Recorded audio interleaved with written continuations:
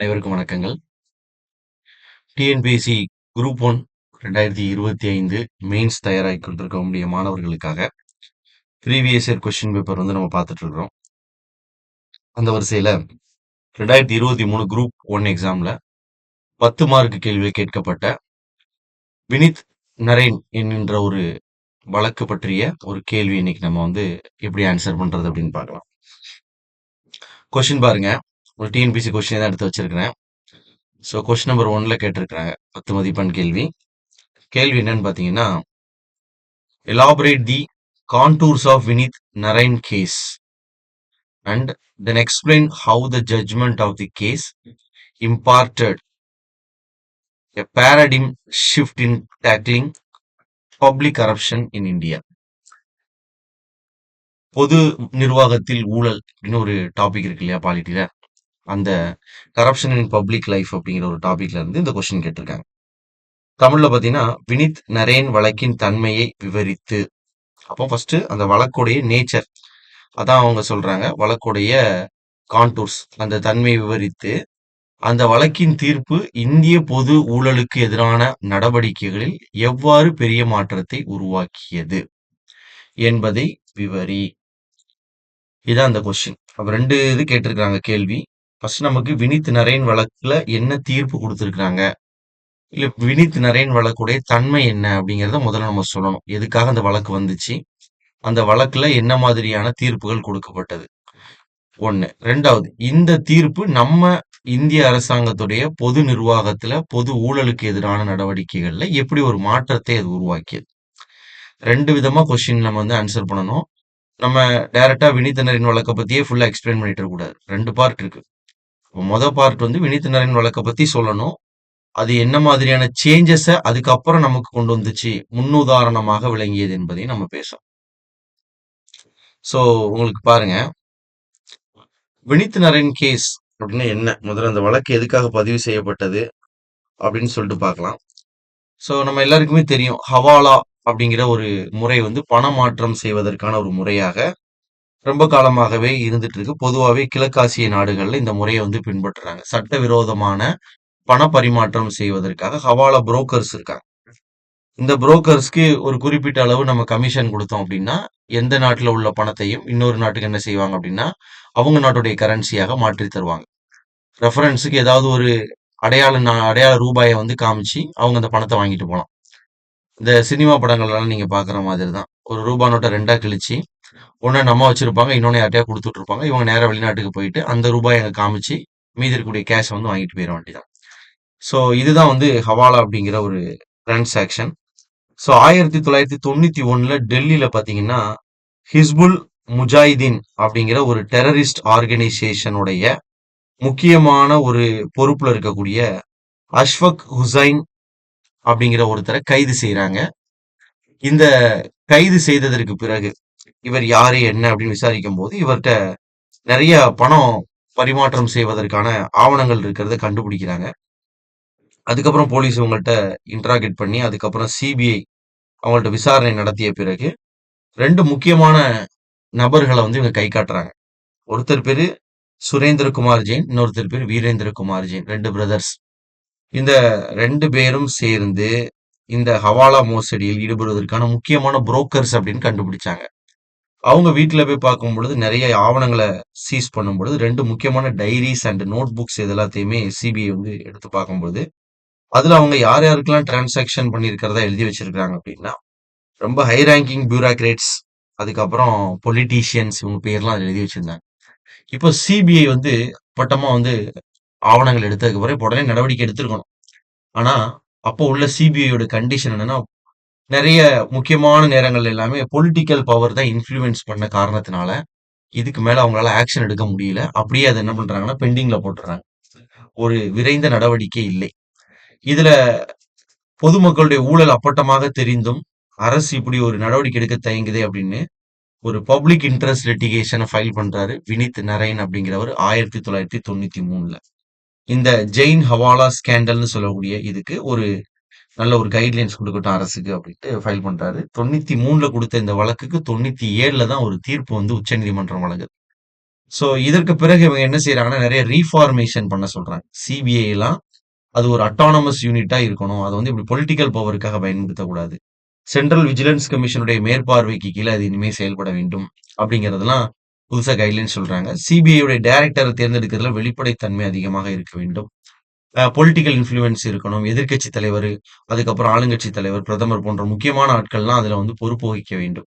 CBI வந்து ஒரு நேர்மையான, கண்ணியமான முறையில பணியாற்ற வேண்டும். இப்படி நெறைய விஷயங்கள சொன்னாங்க. அப்புறம் பின்னாடி சிவிசி சென்ட்ரல் விஜிலன்ஸ் கமிஷனுக்கு இந்த ஸ்டாச்சுட்டரி அந்தஸ்து குடுத்ததெல்லாம் இந்த வழக்கோடைய தீர்ப்பின் அடிப்படையில தான் குடுக்கப்பட்டுச்சு. அப்ப இதான் வந்து இந்த வழக்க பற்றி நம்ம பார்க்கக்கூடிய ஒரு முக்கியமான ஒரு விஷயம். சோ வினித் நரைன் இவர் வந்து ஒரு பொதுநல வழக்க பதிவு செய்யக்கூடிய ஒரு மனிதர். பப்ளிக் இன்ட்ரெஸ்ட் லிட்டிகேஷன் ஃபைல் பண்றாரு. ஒரு ஜர்னலிஸ்ட். சோ 1997ல வழங்கப்பட்ட இந்த தீர்ப்பு ஊழலுக்கு எதிரான ஒரு நடவடிக்கையில ஒரு பெரிய ஒரு திருப்பு முனையை ஏற்படுத்திச்சு இந்தியாவுல. சோ ஜெயின் ஹவாலா ஊழல் என்று சொல்லும். ஹவாலா ஊழல்னு சொல்லும். ஹவாலான்னு நான் ஏற்கனவே சொன்ன மாதிரி தான். சட்டவிரோதமாக பண பரிமாற்றம் செய்யக்கூடிய கும்பல்களை தான் என்ன செய்யறோம் நம்ம ஹவாலாக்கள், ஹவாலா புரோக்கர்கள் அப்படின்னு சொல்றாங்க. சோ இதுல நிறைய top political leaders and bureaucrats சம்பந்தப்பட்ட ஒரு வழக்கு. சோ பேக்ரவுண்ட் பின்னணி என்னன்னு பாத்தீங்கன்னா, ஹவாலா ஊழல் அப்படிங்கிறது பொதுவாவே illegal payment through hawala brokers to politicians. பொதுவா யார்தான் இதை அதிகபட்சமா செய்யறாங்கன்னு பாத்தீங்கன்னா, அரசியல்வாதிகள் தான் அதிகமா ஹவாலா பரிமாற்றத்துல வந்து ஈடுபடுறாங்க. சோ சிபிஐ பாத்தீங்க அப்படின்னா, அந்த 2 பேர்ட்ட இருந்து கிடைச்ச டாக்குமெண்ட்ஸ் அடிப்படையில விசாரிக்கும் பொழுது, ஜெயின் சகோதரர்கள் மற்றும் ஹை ப்ரொஃபைல் இண்டிவிஜுவல்ஸ் இங்க மாட்றாங்க. சோ இதுக்கப்புறமா சிபிஐ போன்ற ஏஜென்சி ரொம்ப ரிலக்டன்ட்டா இருக்குது. சோ பெரிய லெவல்ல நடவடிக்கைகள் மேற்கொள்ளவில்லை. இந்த வழக்கு எதற்காக பதிவு செய்யப்பட்டது அப்படின்னா, 3 இஷ்யூஸ்க்காக. 1 autonomy and accountability of investigating agencies. இந்த மாதிரி சிபிஐ, என்ஃபோர்ஸ்மென்ட் டைரக்டரீஸ் போன்ற இந்த புலனாய்வு முகமைகள் இருக்கு இல்லையா, இன்வெஸ்டிகேஷன் ஏஜென்சிஸ், இவங்க எவ்வளவு சுதந்திரமாவும் பொறுப்பாகவும் இருக்க வேண்டும். இவங்களே அரசுக்கு ஜால்ரா போட்டுட்டு அரசுக்கு ஆதரவாக இருக்கலாமா அப்படின்னு ஒரு பாயிண்ட் ஆஃப் வியூ. 2வது ஆன்டி கரப்ஷனை இன்வெஸ்டிகேட் பண்றதுல ஒரு பொலிட்டிக்கல் தலையீடு உள்ள வருது. பொலிட்டிக்கல் இன்டர்ஃபரன்ஸ் இருக்கு. 3வது ஃபெயிலியர் ஆஃப் கான்ஸ்டிடியூஷனல் மெஷினரி. அதாவது கரப்ஷனை ஹை லெவல்ல கண்ட்ரோல் பண்றதுக்கு அரசு தவறி விட்டது. கரெக்ட் தானே? யாரை போய் பிடிப்பாங்க அதிகபட்சமா? ஏதாவது ஒரு அரசு அலுவலகத்துல ஒரு 500 ரூபாய் 1000 ரூபாய் லஞ்சம் வாங்குறவன நேரடியாக போய் இந்த அரசு வந்து கைது செய்யறாங்க அப்படின்னா, டாப் லெவல்ல ஹை லெவல்ல இருக்கக்கூடிய பியூரோக்ராட்ஸ் பொலிட்டீஷியன் மத்தியில இருக்கக்கூடிய ஊழலை கட்டுப்படுத்துறதுக்கு அப்ப அமைப்பு கிடையாது. இப்ப நமக்கு லோக்பால் சட்டம் இருக்கு, லோக் ஆயுக்தா சட்டம் இருக்கு. நான் சொல்றது 1993ல அப்படி லோக்பால், லோக் ஆயுக்தாலாம் கிடையாது. அவங்களால ஒண்ணும் செய்ய முடியாதுங்கிற மாதிரி இருந்துச்சு. சட்டத்துல உள்ள ஓட்டையை பயன்படுத்தி தப்பிச்சு வர்றவங்களா இருந்தாங்க. அப்போ இந்த 3 பிரச்சனைக்காக தான் இந்த வழக்கே பதிவு செய்யப்பட்டது. ஃபர்ஸ்ட் அட்டானமி அண்ட் அக்கவுண்டபிலிட்டி, அப்புறம் பொலிட்டிக்கல் இன்டர்ஃபரன்ஸ், அதுக்கப்புறம் அரசியல் அந்த இயந்திரம் செயல்படாமல் தோல்வியடைந்தது. Failure of government machinery. இப்ப சுப்ரீம் கோர்ட்டோடைய கீ டைரக்டிவ்ஸ் அண்ட் ரீஃபார்ம்ஸ் 4 விஷயத்த சொல்றாங்க. இந்த வழக்குக்கான தீர்ப்பு பாருங்க 1997 டிசம்பர்ல தான் டிசம்பர் 18ல தான் சுப்ரீம் கோர்ட் டெலிவர் பண்றாங்க. என்ன சொல்றாங்கன்னா, ஸ்ட்ரக்சுரல் ரீஃபார்ம் கொண்டுட்டு வர்றாங்க. கட்டமைப்புல மாறுபாடுகளை ஏற்படுத்துறாங்க. என்ன? ஃபர்ஸ்ட் பாத்தீங்கன்னா, சிபிஐ, என்ஃபோர்ஸ்மென்ட் டைரக்டரி இவங்கலாம் ரொம்ப நடுநிலைமையா இருக்கணும். விசாரணை முகமே இவங்க தான். இப்ப நம்ம போயிட்டு ஒரு வழக்கு பதிவு செய்யறதுக்காக ஒரு காவல் நிலையத்துக்கு போறோம்.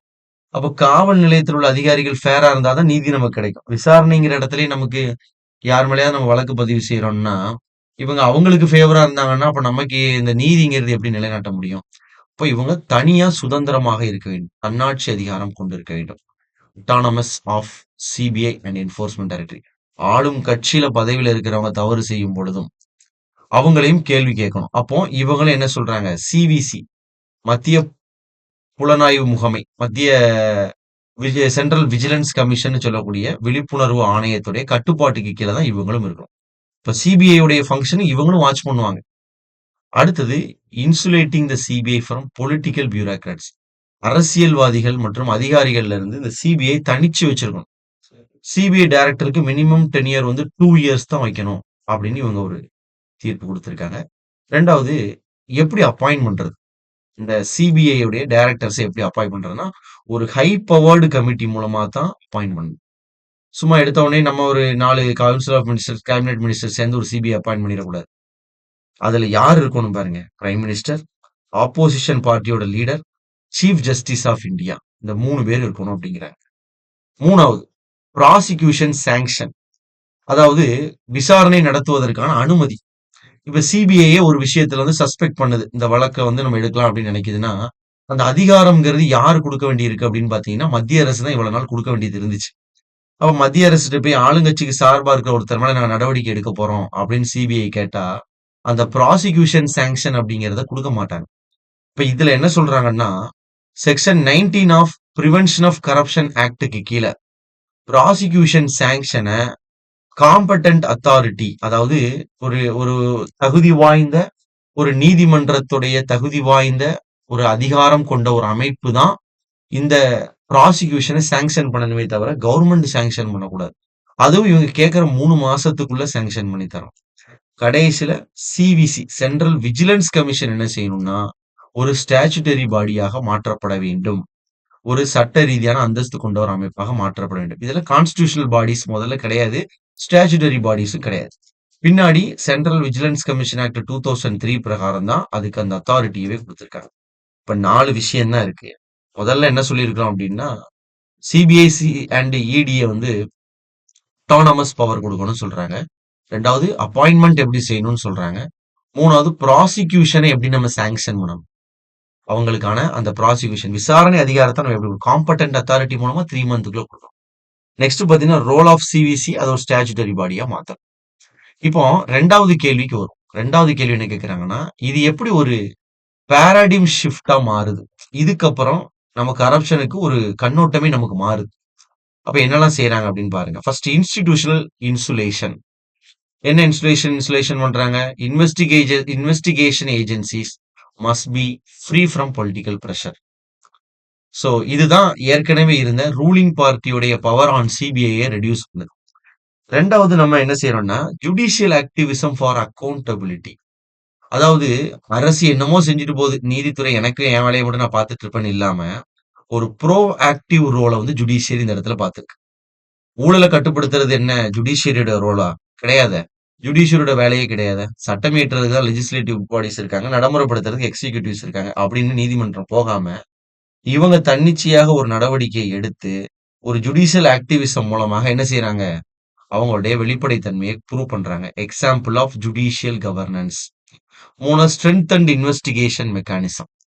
சோ ரொம்ப கிளியர் ப்ரொசீஜர்ஸ் கொடுக்குறாங்க. அதாவது யாரை தேர்ந்தெடுக்கணும், எத்தனை வருடம் பதவி காலம் எல்லாம் சொன்னதுனால இந்த அமைப்பு இண்டிபெண்டாவும் கான்பிடென்டான ஒரு அமைப்பாகவும் மாறும். பதவியில் இருக்கக்கூடிய அமைச்சர்களை கூட கேள்வி கேட்கிற அளவுக்கு இந்த சிபிஐ அதிகாரம் கொண்ட ஒரு அமைப்பாக மாற்றப்படுகிறது. சோ பின்னாடி நம்ம லோக்பால் ஆக்ட் எல்லாம் கொண்டு வர்றதுக்கு இதான் கிரவுண்ட் ஒர்க்னு சொல்றாங்க. Ground work for future institutional reforms. கடைசி பாத்தீங்கன்னா public awareness and civil society role. பொதுமக்கள் வந்து கண்ணுக்கு முன்னாடி நம்ம நிறைய ஊழல், லஞ்சம், லாவண்யம்லாம் பாக்குறோம். அதெல்லாம் வழக்கு கொடுத்தா யாருப்பா விசாரிக்க போறா அப்படின்னு நம்ம விட்டுட்டு போகாம ஒரு citizen led accountability effort. Vineet நாராயணுங்கிற ஒரு ஜேர்னலிஸ்ட் தான். அவர் அன்னைக்கு நினைச்சிருந்தாருன்னா இதெல்லாம் யாரு கேட்பாங்கன்னு நினைச்சு விடாம அவர் ஒரு வழக்கு பதிவு செஞ்சு ஒரு பெரிய ரீஃபார்ம் பண்றது காரணமா இருந்தார். சோ நம்ம ஒரு குடிமகனா இருக்கிற நமக்கே ஒரு பெரிய அவேர்னஸ் வினித் நாராயண் மாதிரி நம்மளும் எடுத்து கேள்வி கேட்கலாம் அப்படின்னு. So simple of citizen led accountability efforts. So ஒரு பிஐஎல் பப்ளிக் இன்ட்ரெஸ்ட் லிட்டிகேஷன் மூலமா ஒரு சிஸ்டமிக் சேஞ்சை நம்மளால ஏற்படுத்த முடியும். ஸோ பப்ளிக் இன்ட்ரெஸ்ட் லிட்டிகேஷன் எப்படி பாக்குறாங்கன்னா டூல் ஆஃப் சிஸ்டமேட்டிக் சேஞ்ச் அப்படிங்கிறாங்க. ஸோ பின்னாடி காலகட்டத்தில் ஊழலுக்கு எதிராக நம்ம நாட்டில் நிறைய பேர் குரல் கொடுக்கறதுக்கு இந்த வழக்கு ஒரு காரணமாக அமைந்தது. Momentum to other anti corruption campaigns like Anna Hazare movements இதெல்லாம் வந்ததுனாலதான் பின்னாடி லோக்பால் சட்டம், லோகாயுக்தா சட்டம் நடைமுறைக்கு வந்திருக்கு. இன்னைக்கு பதவியில இருக்கக்கூடிய பிரதம அமைச்சர்ல இருந்து எந்த ஒரு அமைச்சரையும் கேள்வி கேட்கும் அதிகாரம் லோக்பால் சட்டத்தின் கீழ் கொண்டு வரப்பட்டிருக்கு அப்படின்னா இவ்வளவு ஊழலுக்கு எதிரான நடவடிக்கைகளை நம்ம ஹை லெவல், நான் சொன்ன மாதிரி ஏற்கனவே ஊழலுக்கு எதிரான நடவடிக்கைகள் எடுக்கதான் செய்யறாங்க. சிபிஐ அளவுக்கு எடுக்கலைனாலுமே ஊழல் தடுப்பு பிரிவுகள்லாம் இருக்கு. ஆன்டி கரப்ஷன் விங்க, ஆன்டி விஜிலன்ஸ் விங்லாம் நிறைய இருக்கு. விஜிலன்ஸ் விங்லாம் இருக்காங்க. அவங்க அரசு அதிகாரிகள் மட்டத்துல செய்யக்கூடிய ஊழல்கள், சிறு சிறு ஊழல்களை கண்டுபிடிக்கிறாங்க. லஞ்ச லாவணியங்களை தடுக்கிறாங்க. ஹை லெவல்ல நடக்கக்கூடிய ஊழல்களை தடுக்கிறதுக்கு இந்த கேஸ் வந்து ஒரு பெரிய டேர்னிங் பாயிண்டா இருந்துச்சுன்னு சொல்றாங்க. சோ வினித் நாராயண் கேஸ்ங்கிறது ஒரு முக்கியமான ஒரு டர்னிங் பாயிண்ட். அதாவது வாட்டர் ஷெட் மூவ்மெண்ட் அப்படின்னு சொல்றாங்க. வாட்டர் ஷெட் மூவ்மெண்ட் அப்படின்னா, இந்த ஒரு பெரிய திருப்பு முனையை நம்மளுடைய பொலிட்டிக்கல் ஹிஸ்டரியிலயும், லீகல் ஹிஸ்டரியிலயும் ஏற்படுத்தியிருக்கு. ஸோ நம்ம தமிழ்நாடு மாதிரி இல்லாம பல மாநிலங்கள் பார்த்தீங்கன்னா, ரொம்ப ஹை லெவல் கரப்ஷன் இருக்கக்கூடிய சில மாநிலம் நெறைய இருந்துச்சு அந்த டைம்ல. ஸோ ஹையஸ்ட் லெவல் அத இன்வெஸ்டிகேட் பண்றதுக்கும், இன்ஸ்டிடியூஷனலி அதற்கான empowering agencies and judicial oversights demanding executive accountability.